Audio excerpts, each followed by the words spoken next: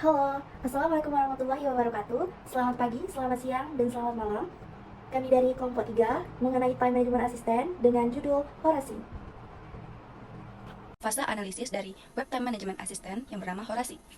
Yang pertama ada deskripsi kebutuhan. Deskripsi kebutuhan terdiri dari deskripsi proyek, pemahaman pengguna, dan tujuan sistem basis data. Di deskripsi proyek, kami membuat Web Time Management Assistant untuk membantu mahasiswa Politeknik Negeri Batam agar mampu mengatur waktu studi mereka secara efektif.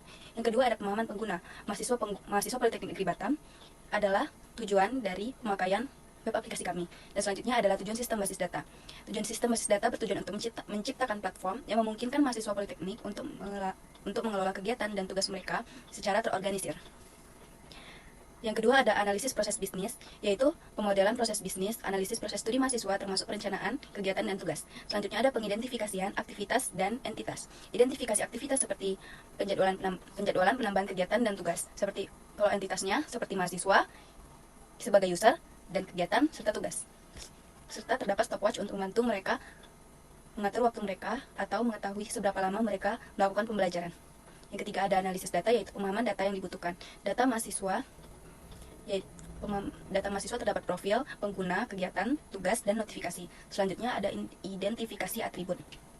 Di dalam atribut profil pengguna terdapat nama mahasiswa, angkatan mahasiswa, jurusan mahasiswa, dan program studi mahasiswa. Selanjutnya ada kegiatan yang terdapat nama kegiatan, deskripsi kegiatan, jam mulai kegiatan, jam selesai kegiatan, tanggal mulai kegiatan, tanggal selesai kegiatan, dan prioritas kegiatan. Dan selanjutnya ada daftar tugas. Daftar tugas terdiri dari judul tugas, deskripsi tugas, tenggat waktu tugas yang terdiri dari tanggal dan jam waktu tugas, serta prioritas tugas. Ada sedang, tinggi, dan rendah. Selanjutnya terdapat status tugas. Kemudian kami memiliki stopwatch. Sedangkan relasi antar entitas, yaitu hubungan antar mahasiswa dengan kegiatan dan tugas yang mereka miliki. Selanjutnya ada batasan-batasan sistem. Pembatasan akses hanya untuk mahasiswa Politeknik Negeri Batam, pembatasan peran pengguna, dan pembatasan kapasitas penyimpanan. Sekian, terima kasih. Selamat malam, selamat pagi, dan selamat siang. Assalamualaikum warahmatullahi wabarakatuh. Perkenalkan, nama saya Putri Maharani. Saya akan menjelaskan tentang kebutuhan fungsional dan non fungsional. Nah, yang pertama itu ada di kebutuhan fungsional. Jadi di kebutuhan fungsional ini ada yang pertama itu di F001 itu ada user atau mahasiswa bisa membuat akun. Yang kedua itu di F002 user atau mahasiswa dapat login. Nah, di F003 user atau mahasiswa dapat membuat daftar kegiatan atau tugas yang akan dijadwalkan. Nah, di F004 user dan mahasiswa dapat menetapkan tenggat waktu kegiatan dan tugas. Nah, di F005 user atau mahasiswa dapat menetapkan waktu untuk memulai pengerjaan selama tugas berlangsung. Jadi di selanjutnya di F006 user atau mahasiswa dapat menentukan waktu untuk memberhentikan waktu selama pengerjaan. Nah, yang ke F007 itu ada user atau mahasiswa dapat menganalisa grafik laporan tugas dan kegiatan.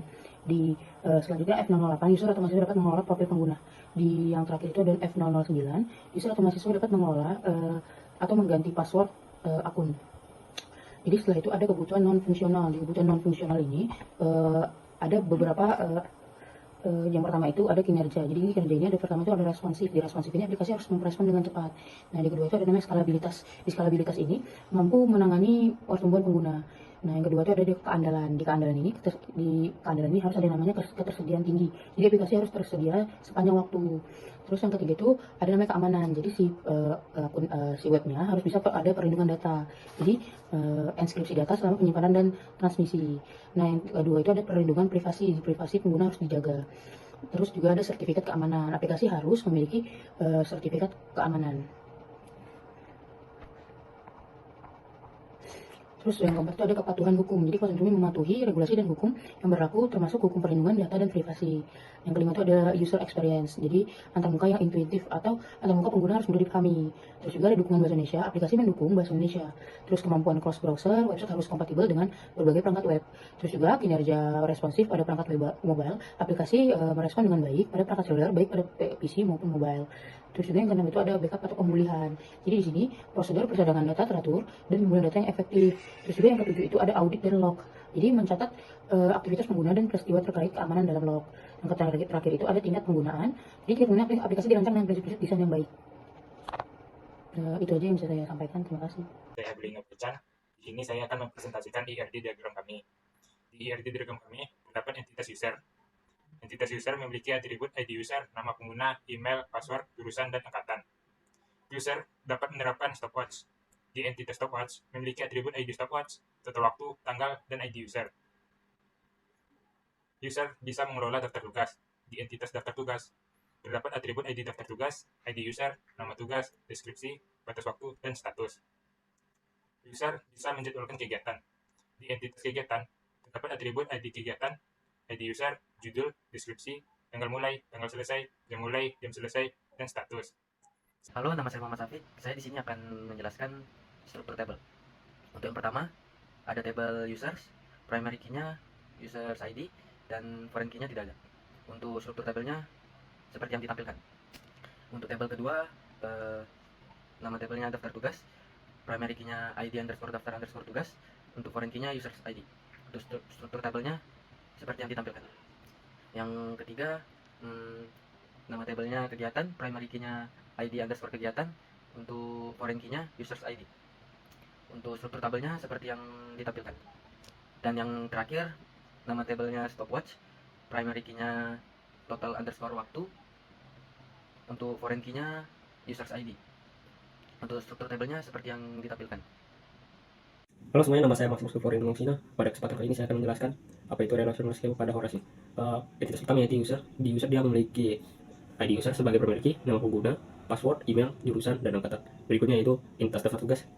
Pada entitas daftar tugas memiliki primary key ID daftar tugas, nama tugas, deskripsi, status, batas waktu, dan foreign key ID user dari user. Selanjutnya yaitu stopwatch. Stopwatch memiliki primary key ID stopwatch, total waktu, tanggal, dan foreign key ID user. Yang terakhir ialah entitas kegiatan. Pada entitas kegiatan memiliki ID kegiatan sebagai primary key, judul, deskripsi, tanggal mulai, tanggal selesai, jam mulai, status, jam selesai, dan foreign key ID user dari user. Perkenalkan, nama saya Sophia Dini. Di sini saya akan menjelaskan tentang struktur tabel dari website kami yaitu Horasi. Yang pertama ada 4 entitas yaitu daftar tugas, kegiatan, stopwatch, dan user. Yang pertama daftar tugas yaitu nama tabel daftar tugas, primary key-nya ID daftar tugas, foreign key-nya yaitu ID user. Di daftar tugas memiliki 4 kolom yaitu ID daftar tugas, tipe data integer, kedua nama tugas, tipe datanya varchar, yang ketiga deskripsi, tipe datanya varchar. Ya, kolom keempat ada status yaitu tipe datanya enum. Yang kelima yaitu batas waktu, tipe datanya date type. Selanjutnya ada kegiatan, nama tabel kegiatan, primary key-nya ID kegiatan, foreign key-nya ID user. Yang pertama ada ID kegiatan, tipe datanya integer, yang kedua judul tipe datanya varchar, ketiga deskripsi ID tipe datanya varchar, yang keempat tanggal mulai tipe datanya date,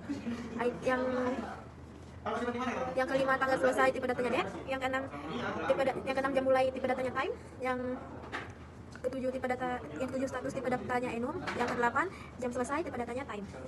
Halo, saya Antasari. Saya akan menjelaskan mengenai PHP MyAdmin dengan tabel user dan stopwatch. Yang pertama ada tabel user, ada ID user, tipe data integer, nama pengguna, varchar, password varchar, email varchar, jurusan varchar, angkatan, integer. Ada tabel stopwatch dengan nama primary key ID stopwatch, tipe data integer, ada total waktu, tipe data integer, ada tanggal dengan tipe data date, dan ada ID user dengan tipe data integer. Terima kasih.